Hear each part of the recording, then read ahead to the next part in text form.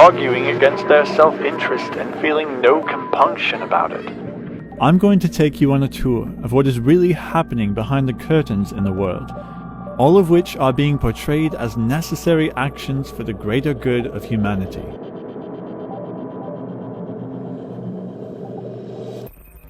In 2013, former President Barack Obama was announcing his administration's brain research through advancing innovative neurotechnologies. The study, describing a way to manipulate a lab animal's brain circuitry accurately enough to turn behaviors both on and off. The point of the remote control mouse is not to create an army of robo-rodents, but to perfect a technique that will control the behavior by activating and deactivating neurons.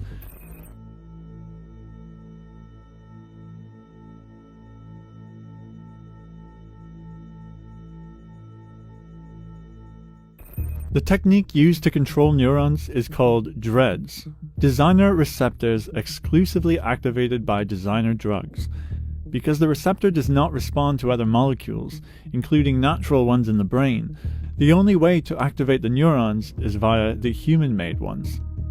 DREADS allow scientists to manipulate neurons without implanting anything in the brain.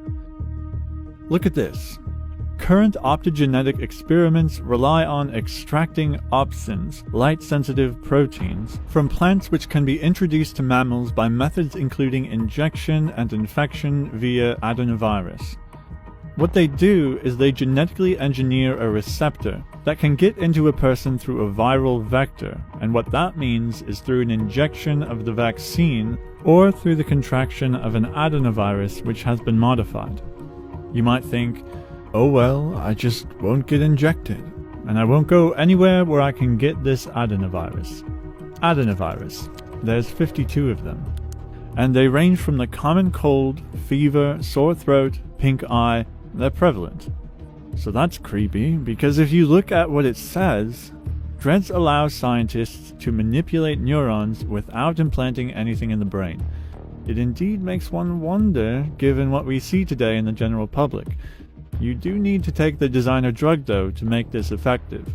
Once delivered into an organism, opsins can be expressed in eye, brain, or skin cells, allowing their light sensitivity to be remotely activated or silenced with timed pulses of light in different color wavelengths across the light spectrum that can target multiple bodily systems and cause a variety of biological effects.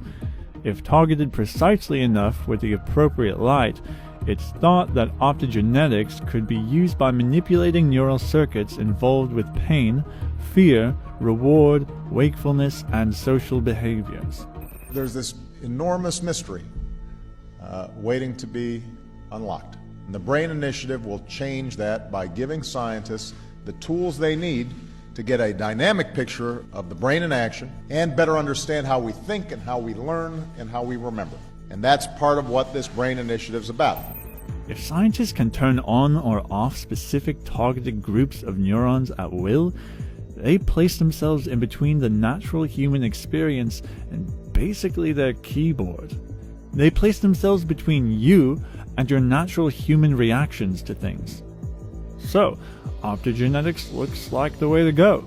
But how do you get people to put wires in their heads? Well, you can't.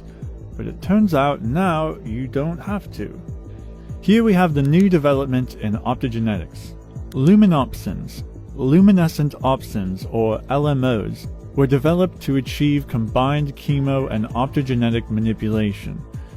Luminopsins allow manipulation of neuronal activity over a range of spatial and temporal scale in the same experimental animal. What they are saying here is not only can they turn on specific reactions, but they can also turn off those same reactions. A problem they were having with the other methods is they could only do one. They could either stimulate the receptor or suppress the receptor.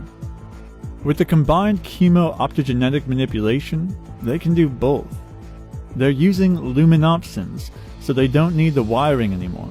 Basically, science can use these luminopsins to interfere with a person's free will. The other function of optogenetics is just a simple observation. They might want to know how you feel about seeing a particular image. how that image changes the next thing you do. Basically, the scientists can understand what exactly is going on in our bodies and our minds, but to do that, it can't be invasive. Well, what have you noticed proliferating on the market for the last 8 years? Microsoft Band. It'll record all the stuff going on in your body. Same with Google Fit or Apple Watch. This Muse head-brain sensing headband is even scarier. There's also 23andMe, which collects your genetic data. Imagine if they had a combination of all these things. All of this is attached to your smartphone. So it's not so much the device, it's the smartphone monitoring that's the dangerous part.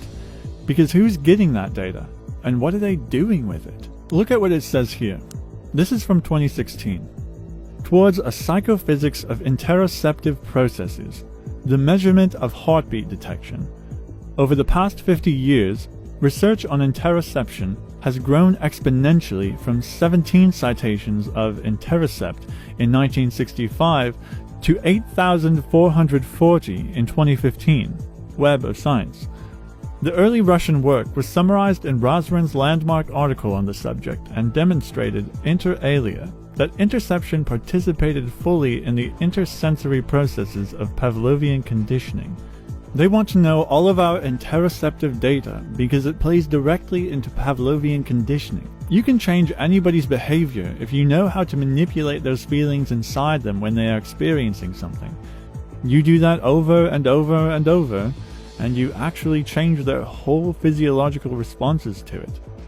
Have you ever wondered if we are going towards that future? A world that is entirely sending feedback regularly to some processor somewhere? Is there a prison around us of electronic biofeedback and manipulation? Let's say there will be a flu virus, all the common adenoviruses, and they had this modified dread receptor in there.